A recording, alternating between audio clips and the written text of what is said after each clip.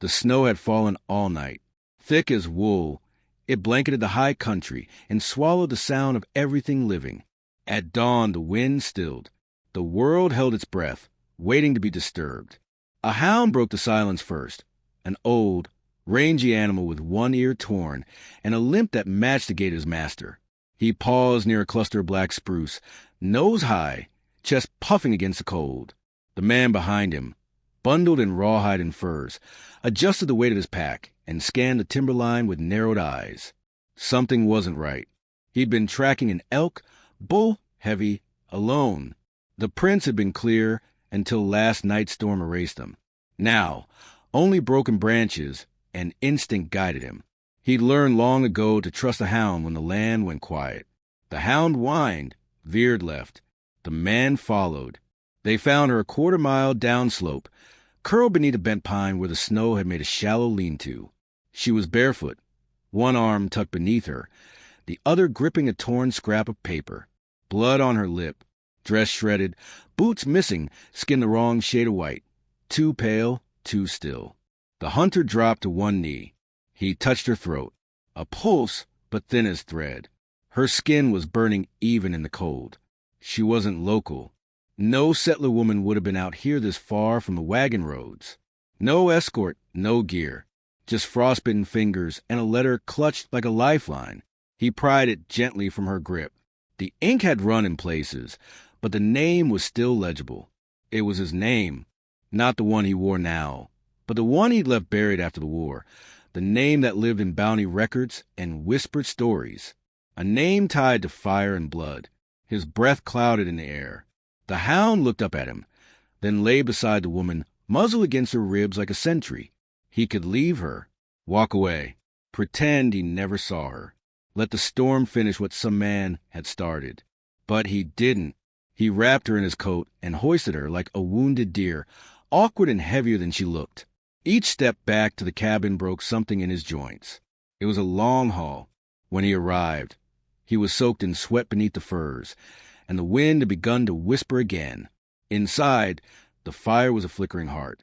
He laid her on the cot, added dry wood, and poured water from a kettle into a basin. He cleaned her hands first, dirt and blood, and something darker under the nails. He found a jagged bruise on her side, as if she'd been kicked. Her left eye was swollen, lips cracked, shoulder dislocated, and then roughly reset. She'd fought someone. She'd lost. He opened the stove, fed it kindling, and stood there watching the flames chew. He didn't ask himself who she was or what she wanted. He asked only one question: who still remembered his name? Outside, the storm passed like a shadow.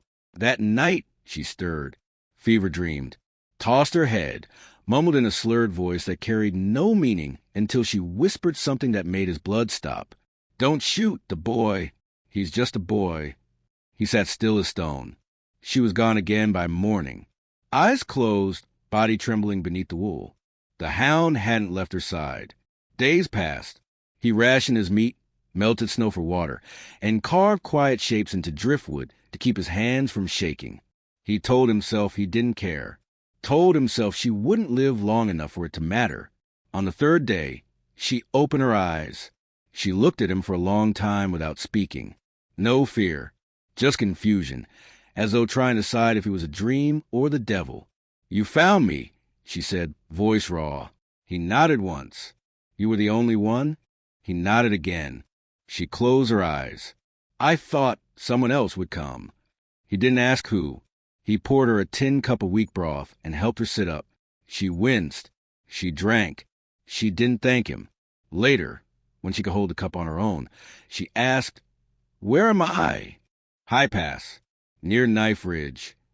She seemed to taste the words, testing their weight. "You got a name?" He hesitated, then gave her a lie he'd used for the past 10 winters. "Matthew." She nodded slowly, though something in her face didn't believe him. "Yours?" he asked. She stared into the fire, then said, "Maria?" Another lie. Or maybe not. They spoke no more that night.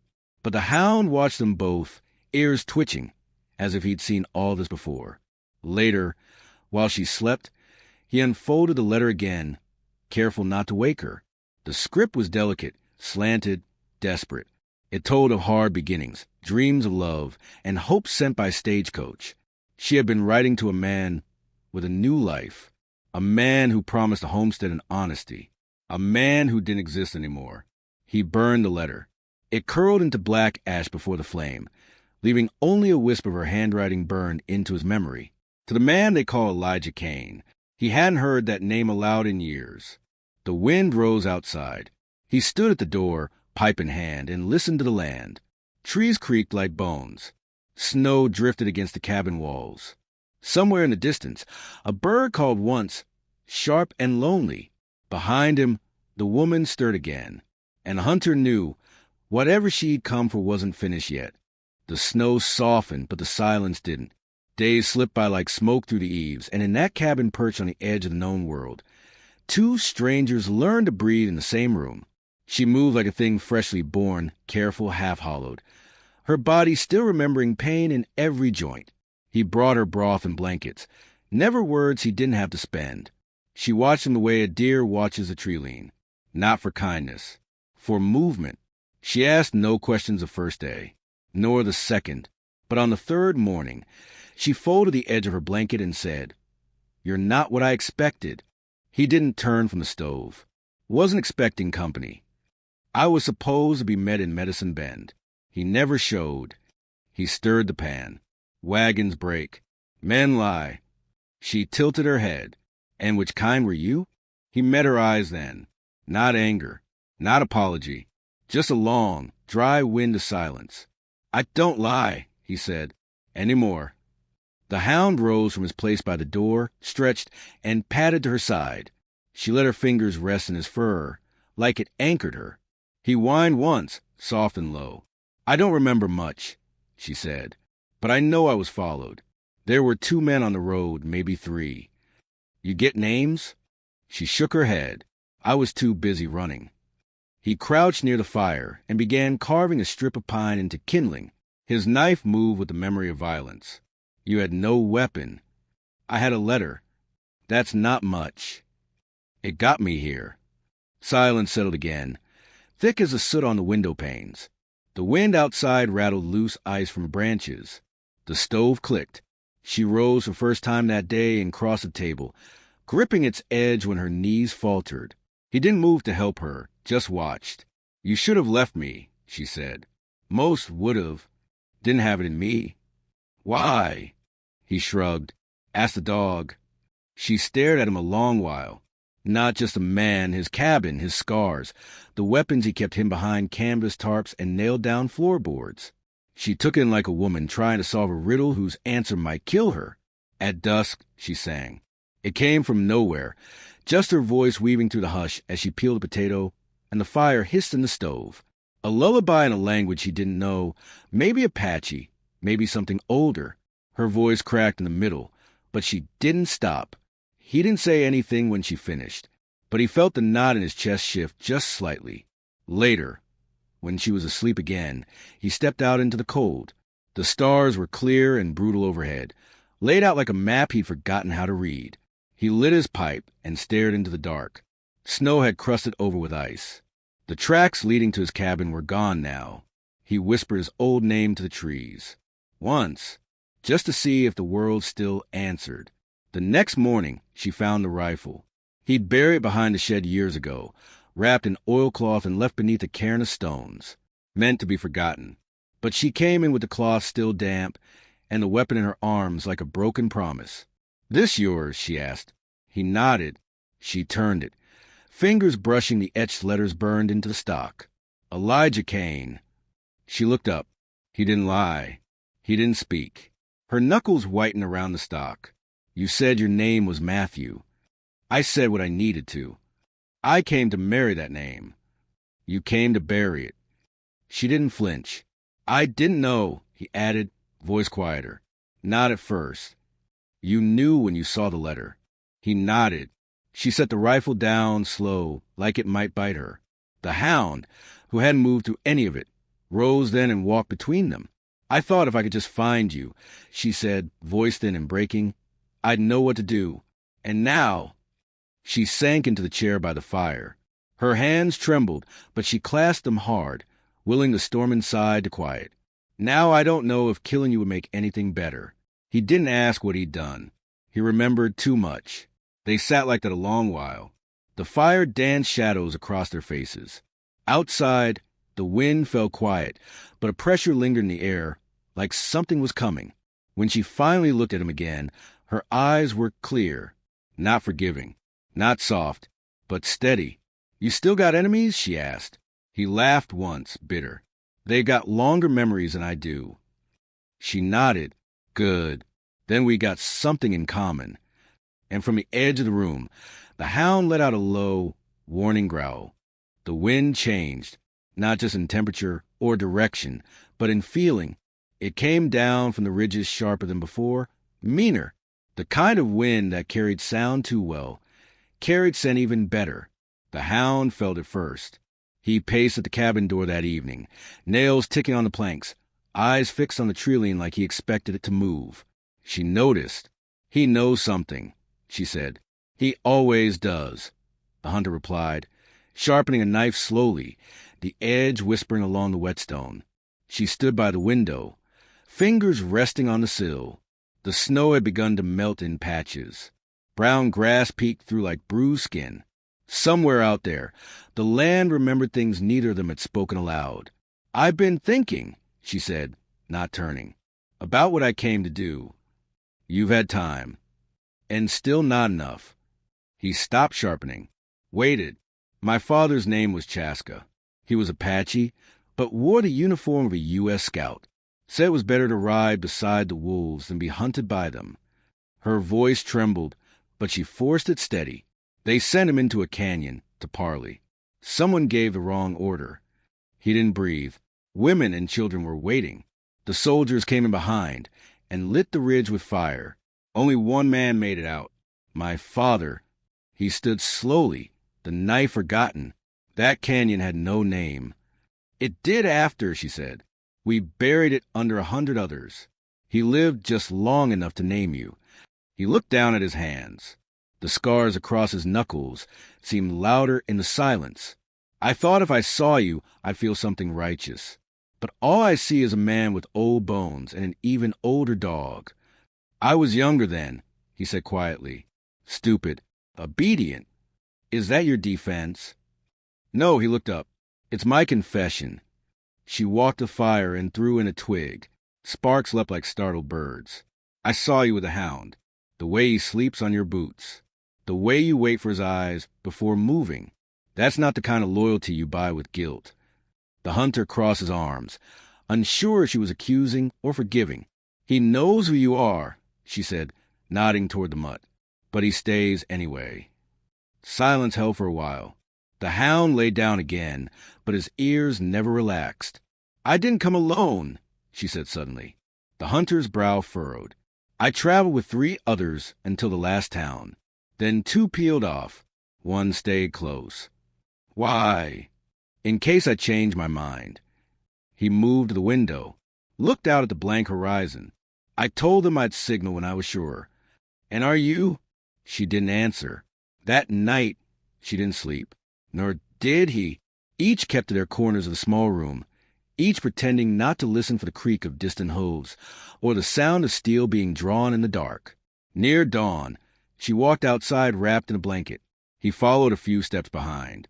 They stood beneath the cottonwood, the one that leaned like it couldn't bear its own history. Beneath it, the ground was softer. She knelt and began to dig. "What are you doing?" he asked.